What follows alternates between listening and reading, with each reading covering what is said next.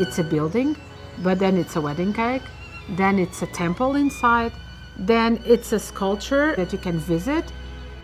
You can not only get inside, but you can get to the top of it. So it's 3 floors, and it has a room inside that can hold 50 people. And you can actually have an experience by climbing on the wedding cake and get your access to the top. But only 2 people can get to the top and become the 2 figures on the top, the groom and bride. So it started by a conversation with Lord Rothschild when he asked me what I was doing, and I said, oh, I have this impossible project.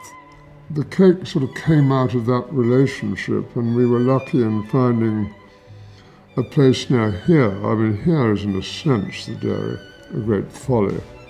It was Ferdinand and Alice's fantasy, and to add a chapter to that fairy tale, I'm afraid we found irresistible.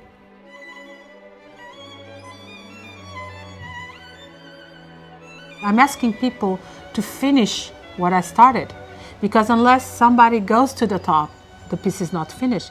And unless somebody dares to be in the top, the piece is not ready. So I have to ask people to go to the top and to be part of the experience and to finish my work. So in a way, I'm asking the collaboration of everybody to make it happen.